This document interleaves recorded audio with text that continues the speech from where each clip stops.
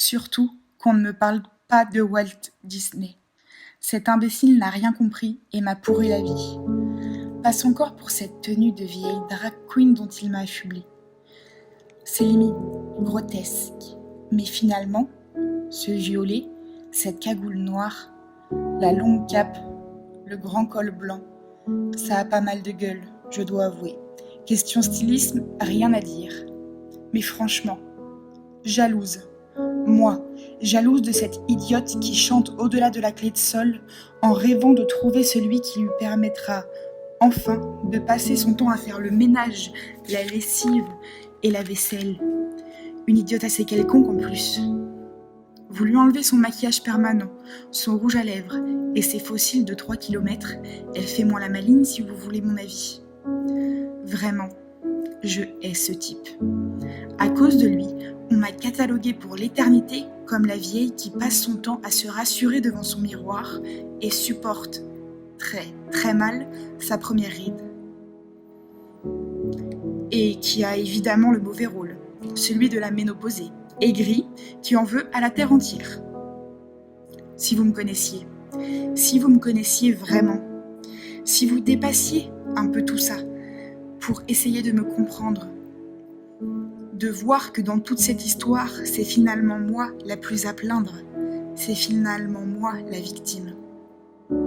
Blanche-Neige aussi un peu, d'accord, mais le vrai monstre, ce n'est pas moi, c'est le miroir. Tous les miroirs. Pas besoin d'en avoir un qui se transforme en masque grimaçant avec une voix d'outre-tombe. N'importe quel miroir peut vous rendre aussi malheureuse que moi. N'importe quel miroir est un horrible, cruel, infatigable génie, toujours à l'affût, impitoyable. N'imaginez pas qu'il se contente de vous renvoyer un reflet. Il ouvre en grand l'enfer de l'imperfection, de la comparaison, du jugement, l'horrible invention humaine de l'insatisfaction. Vous voulez savoir quelle est la chose la plus terrifiante au monde ? Une chose à laquelle vous ne pouvez échapper, qui vous poursuit toujours, qui nourrit vos rêves et vos désirs, et ne fait toujours que vous rendre plus misérable.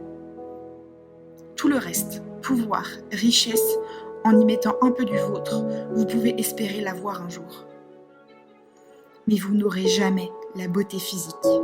Jamais. Même ceux que vous imaginez les plus beaux ont aussi leur Blanche-Neige. Un idéal qui les nargue et qui les fait souffrir. Avant, peut-être, quand on se limitait aux 3 villages autour de soi parce que les autres étaient trop loin et entourés de brigands et de loups, on ne vivait pas ça trop mal. Mais maintenant, le monde entier débarque chez vous dans votre ordinateur, lissé, idéalisé, magnifique. Les stars vous narguent en 16/9, redessinés à la palette graphique, et vous êtes là, comme une conne, à croire que la crème miraculeuse qui vaut le PIB d'un pays du tiers-monde vous permettra de prétendre à leur ressembler. Le monde crève de la beauté physique bien plus que de la faim ou de la pauvreté, si vous voulez mon avis. Parce que c'est la plus grande injustice de la nature, et que vous savez que rien ne peut la corriger. Aucune jalousie là-dedans, monsieur Disney. Continuez à dessiner vos princesses décérébrées et à faire rêver les petites filles. Elles apprendront bien assez tôt à pleurer devant leur miroir. Je les vois, je vous vois, obsédés par cet idéal impossible.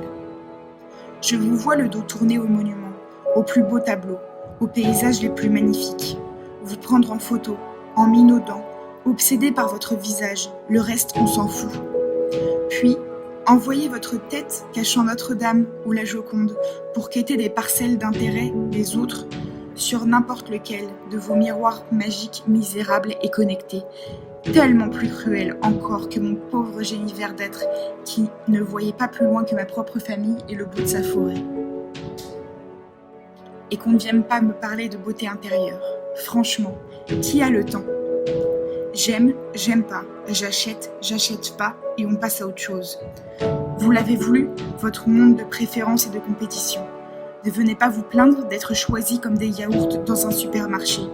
Qui lit les trucs imprimés en tout petit sur les emballages? Qui se soucie des yaourts moches?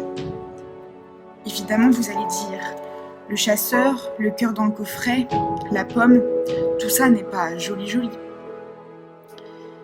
Mais prenez ça comme un geste politique, un acte de résistance, un geste symbolique pour tous les laits de l'univers, c'est-à-dire, excusez-moi, vous tous. Une vengeance aussi. Qu'est-ce que vous croyez qu'ils nous font, les beaux? Vous pensez comme tout le monde que beauté égale vertu, douceur, perfection?